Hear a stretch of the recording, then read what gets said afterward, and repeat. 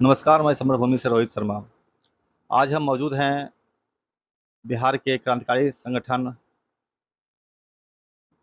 Bihar municipal workers association के महासचिव के साथ। ये संगठन बिहार में पहली बार ऐसा संगठन बना है ट्रेड यूनियन के लिए, जो कि वास्तव में मज़दूरों के हित में काम करती है। आइए हम इसके बारे में इनके महासचिव से ही विस्तार से जानते हैं। आप बिहार म्युनिसिपल वर्कर्स एसोसिएशन के महासचिव हुए, और ये संगठन कब स्थापित किया है आपने? यह संगठन दरअसल दूसरे नाम से 6 माह पहले से हम काम कर रहे थे और 6 माह पहले भी बिहार राज्य स्थानीय निकाय कर्मचारी महासंघ के साथ जुड़कर काम कर रहे थे। लेकिन बीच में यह देखा गया कि वर्षों से बहुत सारे संगठन बिहार में मतलब कि मृतप्राय बिल्कुल होते जा रही हैं और बहुत सारे लीडर्स उसके अपने पॉकेट का संगठन बना लिए। तो ऐसी परिस्थिति में हमारी मजबूरी बन गई कि एक नया संगठन बिहार के अंदर में खड़ा करना और एक नया संगठन जो बिहार म्युनिसिपल वर्कर्स एसोसिएशन है, ये महज 1 माह पहले हमने निर्माण मजदूर एकता मंच पंजाब से एफ़िलिएशन मैंने लिया और विगत एक माह से मैं इस संगठन में हम काम कर रहे हैं, चला रहे हैं बिहार में। आपका यह संगठन अन्य संगठनों से अलग कैसे है? हाँ, इस मायने में मैं यह कहूँगा कि बहुत सारे संगठन को वर्षों से हम देख रहे हैं कि पॉकेट का संगठन लोग ज़्यादा चला रहे हैं और संगठन ट्रेड यूनियन के मातहत होना चाहिए। तो उसमें ख़ासकर जो लोग सर्विस जॉब में हैं, उन लोग अगर तमाम पदों पर अगर आते हैं, तो ये संगठन निश्चित रूप से बढ़िया चलता। लेकिन बाहर से लोग अपना मतलब कि संगठन को विभिन्न नामों को देकर वो चला रहे हैं, तो इसकी मजबूती नहीं रह जाती। हम देख रहे हैं क्या कि 2019 से लगातार 3-4 संगठनें बिहार में काम कर रही थी और संयुक्त मोर्चा बनाकर वो काम कर रही थी। कई एक बार स्ट्राइक वगैरह पूरे स्टेट स्तरीय हुआ है, लेकिन उसका कोई ख़ास असर ना सरकार पर पड़ा और ना ही माननीय उच्च न्यायालय के भी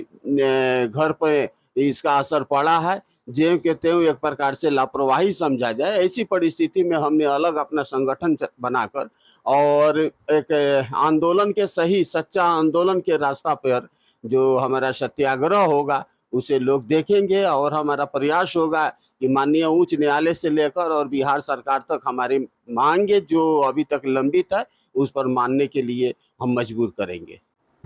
बिहार में अन्य कई सारे ट्रेड यूनियंस हैं, तो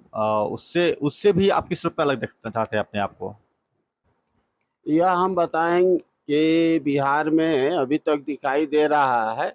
कि एक एक्टू है, all India central council of trade union. तो वह संगठन बिल्कुल मतलब कि वो पॉकेट का संगठन बन गया है। उसके जो लीडर्स हैं, वो अपने पॉकेट का संगठन बनाकर ही वो मतलब कि कुछ कर रहे हैं। ऐसे उस संगठन में कुछ ऐसा रहा नहीं, ताकत नाम के जो चीज़ें होनी चाहिए, मज़दूर वर्ग की जो बातें होनी चाहिए, ये नहीं रहा। दूसरा है आपको इंटक। तो इंटक के तो स्पष्ट है कि इंटक का कोई भी बिहार में संगठन नहीं है, लेकिन इंटक के जो कथित लीडर हैं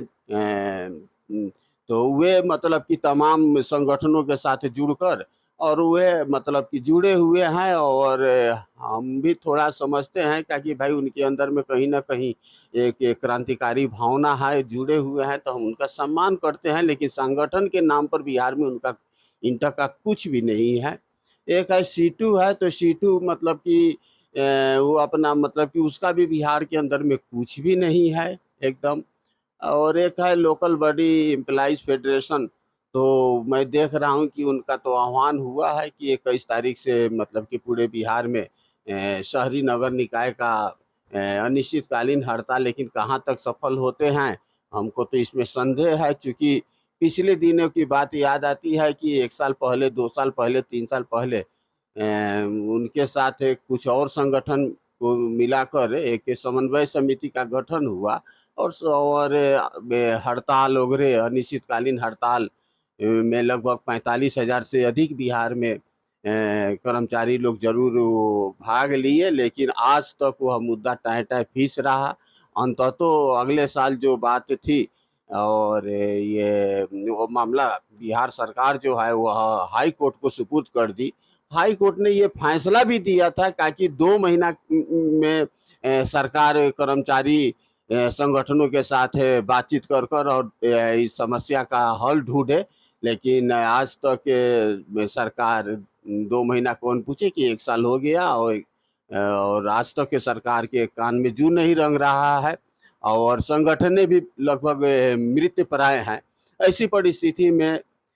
बिहार म्युनिसिपल वर्कर्स एसोसिएशन का हमने गठन किया और उसका एफ़िलिएशन पंजाब निर्माण मजदूर एकता मंच के साथ में एफ़िलिएशन लिया और हम यह आश्वस्त करना चाहेंगे कि बिहार शहरी निकाय और चाहे ग्रामीण निकाय के भी जो कर्मी हैं और जिनके उनके साथ जिस तरह से ज़्यादतियाँ हैं निकायों में और ईमानदारी पूर्वक इस संगठन को एक आंदोलन के रास्ता में मतलब कि डाला जा सके, एक धारदार आंदोलन कर और सरकार पर एक दबाव बनाया जा सके कि इनका मान-सम्मान के साथ जीने का हक और अधिकार मिले। बिहार में मजदूर के लिए सबसे बड़ा समस्या क्या है इन दिनों? जी हाँ, हम ये देख रहे हैं कि निकायों की बात मैं अगर करूँ, तो सबसे बड़ी समस्या यह है कि आज कर्मचारी जो दैनिक वेज कर्मचारी हैं, जो 15 बरस, 20-20 वर्षों से वे काम कर रहे हैं और उनको आज तक अस्थायित्व तो नहीं दिया गया निकायों में और वेतन के जो मामला है, तो हम समझ रहे हैं कि 6,500 से लेकर और 12,000 तक में ही सीमित कर दिया गया है। यह एक बहुत खतरनाक मामला बनता है पूरे बिहार में और दूसरे तरफ देखते हैं कि जो लोग 10 बरस, 15 बरस से काम कर रहे हैं, उनका अस्थायी मतलब कि कम से कम नौकरी अगर सरकार नहीं देने के लिए वचनबद्ध है, तो हम यह कहेंगे कि 60 वर्षों की गारंटी करे और एक परिवार को चलाने के लिए कम से कम आज के तारीख में कम से कम मतलब कि 21,000 रुपये से कम का पेमेंट नहीं होना चाहिए। तो ये सभी का काम जो है समान रूप से होता है, समान काम के समान वेतन की बात हम करते हैं कि कम से कम उनका वेतन नहीं 21,000 तो कम से कम 18,000 से 21,000 रुपया करे, तो एक परिवार कम से कम एक किसी तरह से खींच-खाच कर सुंदर ढंग से चल सकता है और जो दैनिक वेज कर्मचारी हैं, उनको अस्थायी ले और सबसे बड़ी बात यह है कि सरकार की जो मानसिकता है कि वो आउटसोर्स में कर्मचारियों को झोंकते जा रही है, तो ये सीधे-सीधे स्पष्ट पूरे बिहार क्या पूरे देश से रिपोर्ट आ रहा है कि किसी भी विभाग में आउटसोर्सिंग एक भ्रष्टाचार का एक बहुत बड़ा प्लेस बन चुका है और उसमें व्यापक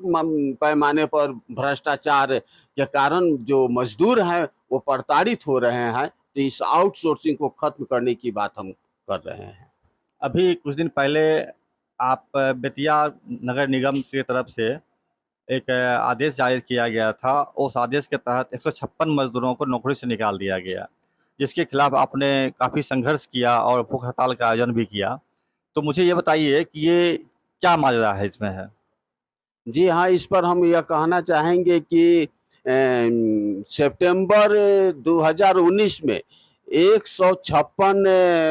महिला पुरुषों को डोर टू डोर कचरा संग्रह के लिए नियुक्ति पत्र बजाबते देकर उन्हें लिया गया था। वो आपको स्वच्छ भारत मिशन के तहत और 2019 से लेकर और मैं समझता हूँ 2022 तक में बहुत सारे बेतिया नगर निगम में एनजीओ वाले आए हैं, लेकिन उस टाइप की उतनी रवैया उन लोगों की खराब नहीं रही, जिस टाइप के आज के तारीख में एक पाथिया नाम के एक एनजीओ को जबरन जो नगर प्रशासन है, बेतिया नगर प्रशासन वो उसके ओर से लाया गया है, जिसमें सीधे-सीधे नगर आयुक्त बेतिया का इन्वॉल्व है और यहाँ तक भी सुना जाता है कि नगर आयुक्त कहीं ना कहीं उस पाथिया एनजीओ से वे जुड़े हुए हैं, वो इनडायरेक्ट वो जुड़े हुए हैं। यहाँ तक भी सुने जा रहा है कि पाथिया जो नाम है शायद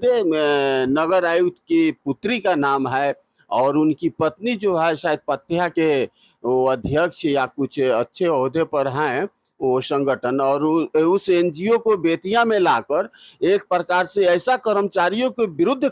मतलब कि एक प्रकार के हमला बोल दिया गया है कि 156 महिला पुरुषों को बहुत आहिस्ता-आहिस्ता से मतलब कि नगर प्रशासन की ओर से हटा दिया गया है। और इसका विरोध हम यह ईमानदारी से कहेंगे कि बेतिया नगर निगम का जो मेयर है गरिमा देवी शिकारिया, वो भी मतलब कि इसके विरोध में है, और वो भी सवाल वो पिछले अस्थायी सशक्त कमेटी की बैठक में उठाई थी। नगर आयुक्त से वो बात की थी क्या कि आप क्यों इस तरह से 156 महिलाओं को हटाए हैं, इसका स्पष्टीकरण दीजिए। लेकिन अभी तक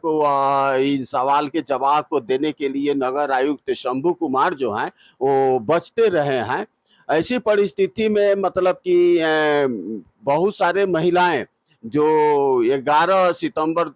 इसी महीना 11 सितंबर से वो भूख हड़ताल अनिश्चितकालीन के लिए भूख हड़ताल पर बैठी थी, और एक दिन में ही नगर आयुक्त के इशारे पर ही कुछ ऑफिशियल स्टाफ जैसे कि सिटी मैनेजर हुए 2-2 और 2-3 ये आपको कार्यालय से संबंधित प्रधान सहायक वगैरह इन लोग आए, और उन लोगों ने बात भी हमसे कराया कि नगर आयुक्त 10 से 15 दिनों का समय मांग रहे हैं दिया जाए, जिसको लेकर उस आश्वासन पर महिलाएं भी तैयार हो गई। 10 दिन का आश्वासन दिया गया है आपको सभी कर्मचारियों का नियुक्ति लेने के लिए, वापस लेने के लिए, ताकि काम करवा सके। अगर नहीं माना जाता है तो आप क्या अगला कदम उठाते हैं? हाँ, यह एक बात है कि अगर नहीं माना जा रहा है तो हम यह कहेंगे कि हमारा बिहार म्युनिसिपल वर्कर्स एसोसिएशन इस चीज़ों को माने हम व्यापक स्तर पर हम जनता के बीच और पूरे बिहार के अंदर में इसकी आवाज़ बहुत दूर-दूर तक पहुंचाने की कोशिश करेंगे। और यह एक बहुत ही खतरनाक मुद्दा है। 2 आदमी 4 आदमी हटता है तो उसको मैनेज किया जा सकता है, लेकिन 156 आदमी के भविष्य के साथ, पेट के साथ, मान-सम्मान के साथ खिलवाड़ करना, यह एक हमारे लिए बहुत बड़ी बात है। और इस चुनौती को हम मतलब कि एक बड़ा जन आंदोलन में मतलब कि तब्दील करने की कोशिश करेंगे।